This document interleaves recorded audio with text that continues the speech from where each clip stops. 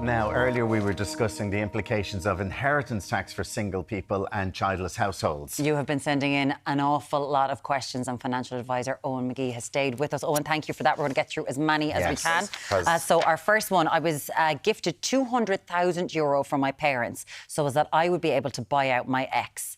Is there any way to reduce future inheritance tax? I hadn't even thought of that. I think there's actually a typo on that. I think what they meant to say was, I was given a loan of €200,000 by my parents to buy out, to pay off my ex, and I have to pay that loan back. I can't afford the loan repayments, but could my mother and father give me €6,000 a year in forgiveness of that €200,000 loan? Oh, they could give you 3,000 each. But it's just a typo. I didn't a get typo. that advice. They got a loan. So they got a loan. They got a loan from their parents, and it's all documented.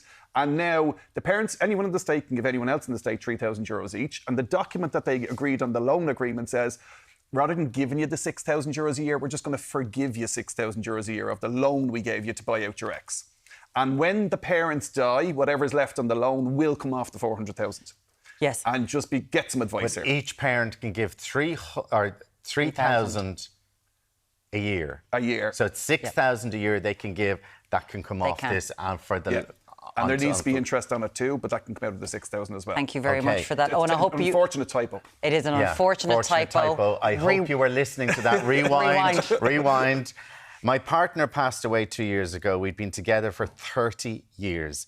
In the event of him passing away, it was left to his sister. She wants me to have it. Will I have to pay inheritance tax? We had no family. Does the house have to be over a certain value, as would it be only worth approximately 150,000, maybe less? Okay. Thank you for your advice. So there is a thing here, kind of beneficial owner. So revenue do what's called a look-through to say, so if I give you money, Muireann, and then you pass it on to Alan in a short period of time, revenue just go, you didn't give it to Muireann, you gave it to Alan. Right, so they say it went through you to get to you. Okay. So the sister would have had a higher threshold, probably if it was last year, but let's just use this year's numbers. The sister would have had a 40,000 threshold. This person who's their partner for 30 years only has a 20,000 threshold. So revenue say, you only gave it here to get the 40,000 threshold and so on, right? And even though the house is worth 150,000, it doesn't matter. So what you have to be really careful of here is, hopefully this person has some money to pay the inheritance tax so that they don't have to get rid of the house to sell the house. Can I just ask you, like, because they were a partner and they never got married, even if there was proof that they lived together with bills and more, and maybe bills that they were sharing for 30 years, there's still nothing there. There is an exemption on the family home, okay? So, and it doesn't apply in the first 3 years. And this is an interesting one that comes up where you've got two people who come together, they fall in love with a house, they buy a house, and one of them dies within the first 3 years. There's no exemption on the family home. Once you're there more than 3 years, so if two people, one of them dies, it could be just seen as an inheritance. The house is worth 500,000. You just died and gave me 250,000 of the house. And it's really important to set up the life cover properly at the start to make sure that you can pay that inheritance tax bill on the home that you're living in. So you're right, there is an exemption, and that person needs to get some advice. But the beneficial look-through or the beneficial owner look-through is important as well. Is important, beneficial owner look-through. OK, we hope that has helped in some way. A message here, due to receive around £135,000 from inheritance in UK, it's property and money. What implication is there for me in the Republic of Ireland?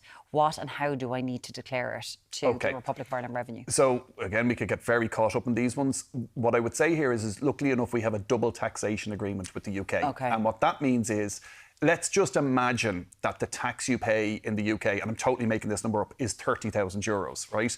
And then you look at Irish Revenue, and Irish Revenue say, if you had inherited that here, you would have paid €50,000. What's going to happen is you get credit for the 30,000 that you paid to the UK government, and you'll only have to pay the 20 to the Irish government. So the total, if you had have inherited it here, it would have been 50 grand, but you've already paid 30 to the UK revenue, so there's the 20 in the difference that you pay to the Irish Revenue. OK, you're still paying. You're so paying. I know, You're still paying, no matter you're paying the UK or here.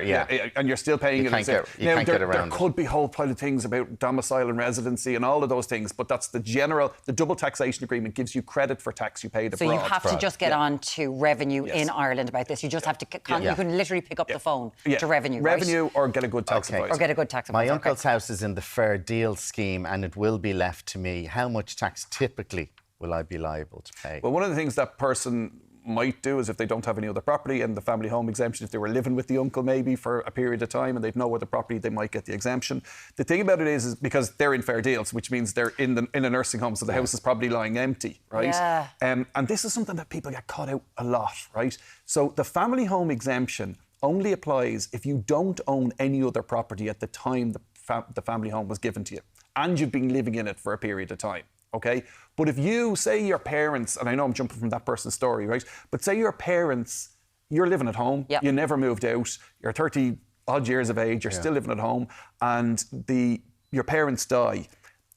The family home exemption you would expect to apply, but if your parents also leave you an investment property they have or a holiday home they have, now Revenue look at it and say, we're not giving you the family home exemption. But say if you didn't have a family home or a property, another property, if you've been living in that house and your parents die, you're entitled to stay in that house. Provided you don't own property anywhere else yourself or you won't give it. But you will not be asked to do anything with that house. No, you should, provided the family home exemption applies, and there are rules you need to tick. The idea behind it is, right? Think about it from a revenue perspective. The reason the family home exemption exists in the first place is to make sure that it doesn't end up on shows like yours or the front page of the paper. I have to sell the family home to pay tax, right? That I've nowhere to live. Where Revenue go, if you have anywhere else to live, we don't care. Then we don't care. Yes, but if you're going to end up homeless because you have to pay an inheritance tax bill on what is your family home, they will exempt it. Okay, so we can't. That fair deal scheme, by the way, the 22.5%, if the person has been in there for long enough, has been in nursing home for a period of 3 years, 22.5% will be deducted to pay the fair deal. And that money has to be come up with. You have to come up with that money too. You have to find that money to pay the fair deal. So that might come from the house as it is. Just as those words come out of my mouth, when I said on death, if your uncle and your auntie's still alive and they're living at home, right, you don't have to sell it. If uncle dies, as in the fair deal, auntie doesn't have to sell the house to pay the fair deal. You can leave it until auntie dies to pay the fair deal of the uncle. So just in case anyone hears that and goes, Okay. It's all very complicated. It really is. My wife is inheriting her home house from her parents. They're still alive. The house is valued at €450,000. Are we going to have to pay more tax if my name is included? I'm the husband, or is there a way around it? Okay, a couple of things is the house might be valued at 450,000. The parents are still alive. When what any good solicitor will tell that person to do is to give the parents a right to live there until they die. Yes. Okay, and that devalues the property value. Because all of a sudden you've just inherited this house that's worth 450,000 on the open market, but these two people have a right to live there till they're dead. So there's no real open market value, and there's a calculation you can do to work out what's it devalued by. Okay, that's the first thing. The second thing is it would be silly to give it to the husband or this person who's writing it at the same time. Give it to the wife, who's the daughter, right? And she will use up her 400,000 allowance. And then later on, you can give it to the husband because there's no tax between husband and wife. Or civil There's partners. no point putting his name on this at this stage. Don't do that. Okay. I've loaned my child 50,000, and if this is not paid back by the time I die, would this amount be taxed under the inheritance allowance? No typo on that one. No, whatever's left outstanding on that loan at the time of death will come off the 400,000 allowance. Okay, it does. That's just the way it is. That's the way it is, even if you've been loaned.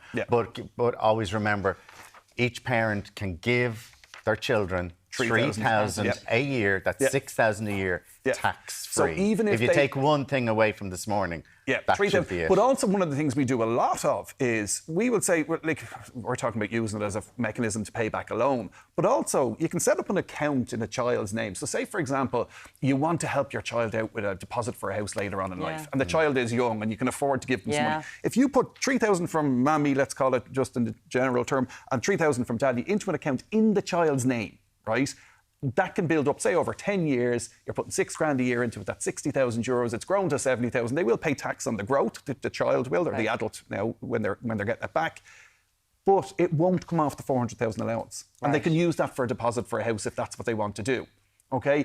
The interesting thing about it is it has to legally go into an account in their name. Okay. So if at 18 years of age they turn out to be an undesirable, you can't take it back off them. Their money. It's their money, right? So you do have to be careful. That is interesting. And I know we're talking about big figures here, and I know there's a lot of people who are sitting at home going, I'm never going to have this sort of money. I completely and utterly understand that. But with inheritance, there can be houses, there can be an awful lot of things involved, and that's what we were trying to help out. There are so many messages coming in. Owen, thank you so much. much. But if you are in need of more specific financial advice, be sure to check out the Money Advice and Budgeting Service. It is mabs.ie. It's available for absolutely everybody. Eoin McGee, as always. And Eoin, of course, thank you so much for your help today.